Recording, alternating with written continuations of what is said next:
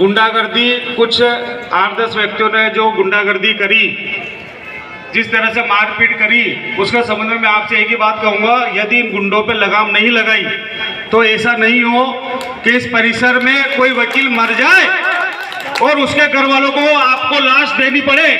Condolence किस मुंह से करोगे आप? थोड़ी सी भी उनको ये नहीं आई, अकेला आदमी खड़ा है उसके ऊपर लपट गए, झूम गए। इस तरह से होता है क्या परिसर में? या तो इसको परिवार मत बोलो, और परिवार बोलो तो भाइयों के साथ खड़े रहो। कोई भी बात है आपके खिलाफ, अगर कोई भ्रष्टाचार की बात है, आपने जज के नाम से पैसे ले तो खुल के बोलो ना। बैठक में उपस्थित सभी अधिवक्तागण, मेरा निवेदन है आप लोगों से, एक बार सामने कुर्सियां पड़िए, बैठे, और जो कुछ भी भ्रम लोगों के द्वारा फैलाया गया था वो ज्यादा लोग नहीं है।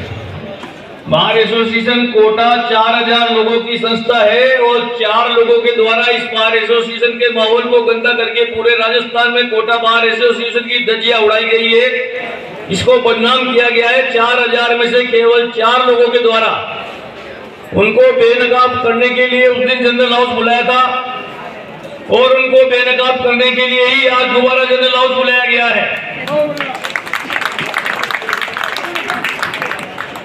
इस साधारण सभा को रोकने के लिए मैं ये पूरी की पूरी यहाँ पे सभा जोड़ी है, वो इसलिए जब कार्यकारिणी ने रिपोर्ट दे दी 2 महीने तक मैंने उसको खोला नहीं।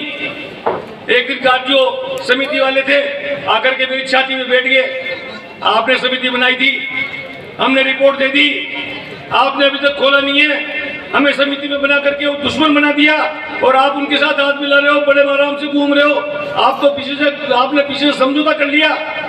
मैंने कहा भाई कार्यकारिणी के सामने रिपोर्ट खोल दी थी, आज खोल दूंगा। और उसके बाद 2 दिन बाद कार्यकारिणी की मीटिंग बुलाई, मैंने उन सबके सामने उस रिपोर्ट को पढ़ दिया। कार्यकारिणी ने रिपोर्ट देख करके निर्णय लिया कि भाई मामला तो है वाकई में घोटाले का, और घोटाला तो आपको दिख ही रहा है, हमने भी प्रमाणित कर दिया प्रैक्टिकली रूप से।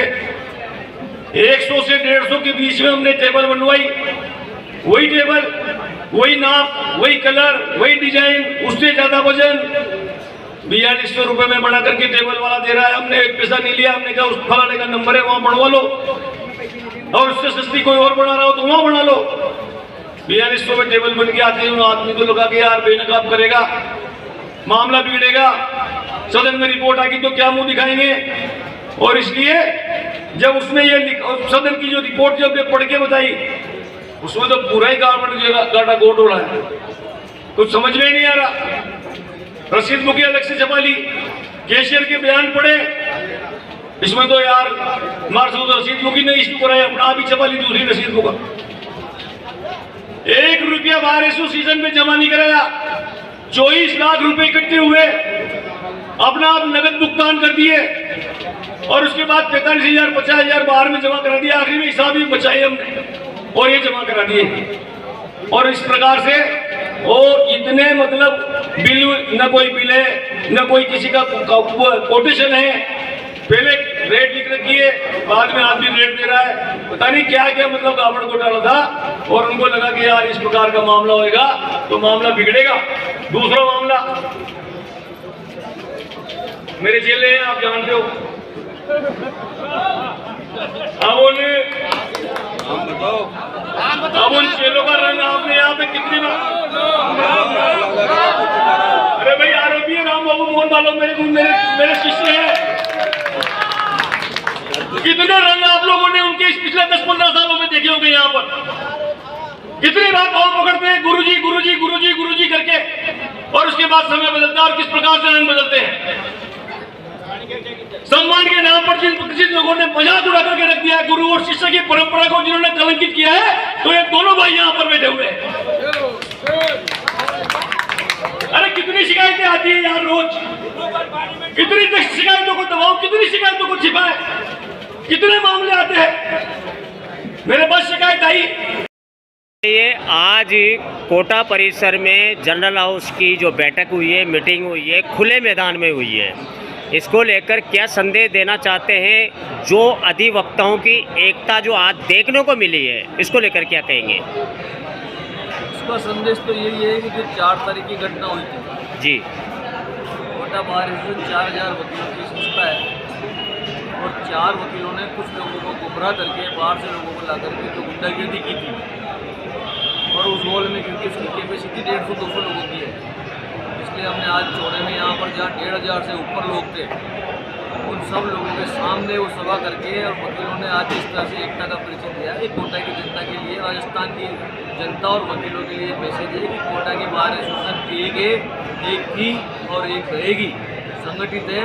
इस बार एसोसिएशन का मुकाबला कोई कर नहीं सकता।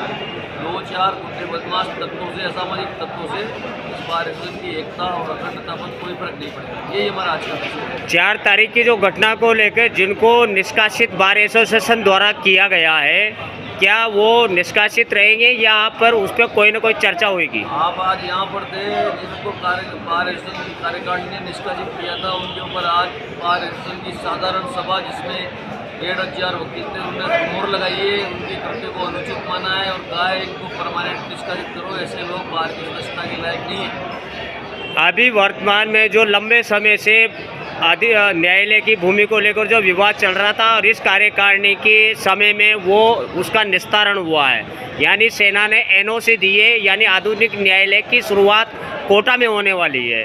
इसको लेकर क्या कहेंगे, क्या प्रयास बार एसोसिएशन के? उसमें काफ़ी काम बाकी है, बाकी की शेष जो ज़मीन है उसको लेना है, वो ज़मीन पीछे है, हमारे को आगे मेन रोड तक ज़मीन लानी है, 80-80 फुट के 2 रोड बनाने के लायक स्टडी करनी है, आगे सेशन कोर्ट, बीच में बार एसोसिएशन और अन्य सुविधाएँ और पीछे जो लोअर कोर्ट्स हैं उनका करना है। तो ये ज़मीन कम है, बाकी की ज़मीन और होगी। इसके लिए आज साधारण सभा ने समिति भी बना दी है जिसमें मैं अध्यक्ष रहूँगा और आने वाले अध्यक्ष लोग भी रहेंगे, उसमें वो उसके सदस्य रहेंगे, ताकि वो जो प्रयास हमारे द्वारा किया जा रहा है वो निरंतर उसकी लय टूटे नहीं और आगे तक चलता रहे और उस प्रयास में सफलता मिले। तो जो लक्ष्य उनको लेकर के हम चलें और जैसा हमने जो देखा है एक मतलब विजन बड़ा, कोटा में 100 साल तक की जमीन की आवश्यकता नहीं पड़े, उसको पूरा करें। आज की बैठक को लेकर क्या कहेंगे? आज की बैठक सकारात्मक रही, बिल्कुल जिन मामलों के लिए की थी। बार काउंसिल ऑफ राजस्थान से एक लेटर आया था, उन्होंने रिक्वेस्ट लेटर भेजा था कि आप उसका दबाव नहीं करें। हमने कहा कि बिना सभा के मेरे चेयरमैन साहब से बात हुई, बार काउंसिल ऑफ राजस्थान हमारी मातृ संस्था है, उसका हम आदर करते हैं, उसके दिशा निर्देशों की पालना करते हैं। उनसे मेरी बात हुई चेयरमैन साहब से, मैंने कहा गुंजन कुमावत के डिसीजन की पालना में चुनाव कराने के लिए साधारण सभा की अनुमति होती है, इसमें चुनाव संचालन समिति की घोषणा होती है, इसमें ट्रिब्यूनल की घोषणा होती है, इसमें चुनाव के खर्च के लिए बजट की स्वीकृति ली जाती है, इसलिए सभा कराना आवश्यक है। और आज सभा हुई, उनको मैंने पूरी स्थिति बताई, कल हमने लिख करके भी उनको पूरा भेज दिया था। इसीलिए उसमें बार काउंसिल में किसी प्रकार का हमारा डिस्प्यूट नहीं, वो हमारी मातृ संस्था है, हम उससे एफिलेटेड है, उसका पूरा सम्मान है। और आज जो कुछ भी हुआ वो हमने चुनाव अधिकारी आपके सामने नियुक्त किए, चुनाव की ट्रिब्यूनल हमने नियुक्त कर दिया, चुनाव की तारीख की घोषणा कर दी। 12 दिसंबर 2025 को विधिवत रूप से चुनाव होंगे। 31 दिसंबर तक हमारा कार्यकाल है, 1 जनवरी के बाद कभी भी नया अध्यक्ष अपना कार्यभार संभाल लें।